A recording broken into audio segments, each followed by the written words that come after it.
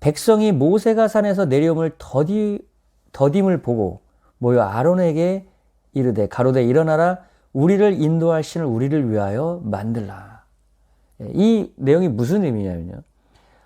하나님이 이제 시내산에 올라가서 하나님이 십계명 돌판을 받기 위해서 올라가 있는 그 상황 가운데 이스라엘 백성들은 모세가 나타나지 않자 보이는 그 신을 자신들을 위해서 만들어 달라고 얘기합니다. 그러니까 이스라엘 백성들은 다른 하나님을 만들어 달라고 한 것이 아니라 우리를 구원했던 그 여호와 하나님을 형상으로 보기를 원했다는 거예요.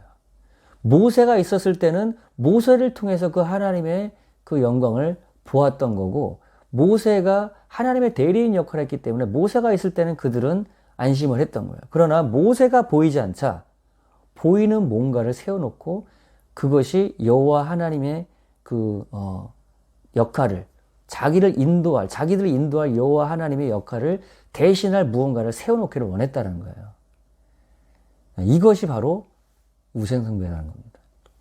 하나님은 하나님의 어떤 형상을 만들지 말라고 했죠. 예.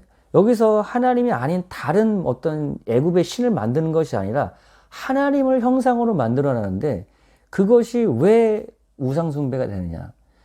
하나님의 성품과 형상에 맞지 않는 자신들이 생각하는 그 하나님의 상을 만들어 놓고 그것이 여호와 하나님이라 일컬음 받고 여호와 하나님을 예배한다고 할지라도 자신들이 바라보는 여호와 하나님을 상을 세우는 것이 바로 우상숭배와 똑같다는 것이에요. 여로보암은 예루살렘에서 하나님을 예배하는 성전에서 예배의 의식을 다 말해 놓으셨음에도 불구하고 하나님이 정해놓은 예배의 방식대로 하지 않고 사마리아에 그들의 방식으로 거기에 성소를 세워놓고 하나님을 예배하게 했단 말이에요. 다른 신을 섬기라는 것이 아니에요. 여호와 하나님을 섬기라고 하는데 그들이 만들어 놓은 방식으로 하나님을 섬기라고 했던 겁니다. 그것이 우상숭배라는 거예요. 여러분, 우리가 하나님을 예배할 때, 하나님을 섬길 때 내가 생각하는 하나님, 내가 정해놓은 하나님을 우리가 믿는 하나님으로 믿고 여기고 따라가는 것, 그것이 우상숭배라는 겁니다. 우리 하나님은 성경에 나타난 하나님, 자기 자신을 우리에게 계시해 주신 하나님, 그 하나님의 계시의 클라이막스는 예수 그리스도였죠. 예수 그리스도를 통해서 우리에게 보여주시고 이제 성령을 통해서 그 예수를 우리에게 나타내시고 증거하시는 그 방식으로 하나님을 알고 하나님을 섬기는 것이 그것이 참된 예배예요. 예수님 말씀하시죠. 하나님의 때가 이를 텐데 하나님은 예배하는 자를 찾으신다. 하나님을 예배하는 자가 성령 안에서 진리 안에서 예배할지니라 그랬어요. 신령과 진정으로라는 것은 in the spirit, in the truth. 성령 안에서 진리의 말씀을 가지고 하나님께 나아갈 때 우리는 하나님과 대면에서 만나는 예배가 이루어진다는 거예요. 그러니까 예루살렘 가는 것도 아니고 사마리아도 아니고 장소에 가는 것이 아니야. 이제 메시아 예수께서 십자가에 죽으시고 부활하셔서 성령이 임하게 되는데 그때 우리는 어떻게 예배하느냐? 성령 안에서 진리의 말씀을 가지고 하나님께 어디서나 나아갈 수 있다라는 거예요. 그러니까 성령과 말씀 안에서 예배하는 것 외에 우리가 만들어 놓은 방식의 예배는 그것이 지금 이스라엘 백성들이 금송아지 형상을 만들어 놓고 그것이 여호와 하나님이라고 예배하는 것과 똑같다는 겁니다. 성경이 말씀하신 방식을 따라 예수와 성령께서 계시하신 방식을 따라서 하나님을 알고 예배하는 것이 아니라 우리가 정해놓은 방식, 우리가 만들어놓은 전통, 우리가 만들어놓은 어떤 신학, 이것을 가지고 하나님을 믿고 따르는 것, 예배하는 것, 이것이 이들의 우상숭배와 동일하다는 거예요.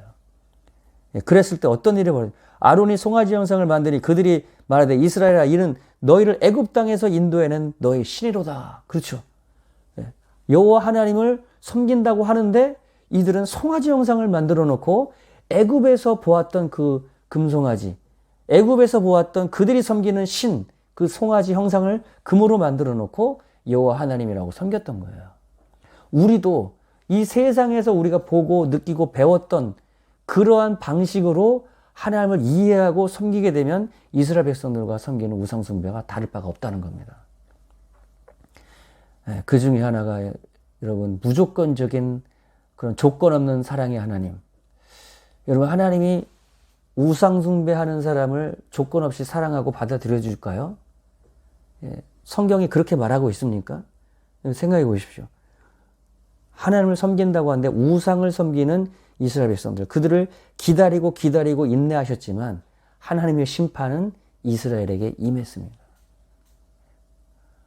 하나님은 무조건적인 사랑의 하나님이 아니에요. 그 조건은 우상을 버리고 회개하고 하나님께 돌아와야 된다는 겁니다. 물론 하나님은 그러한 이스라엘 백성들을 인내로 기다리셨어요.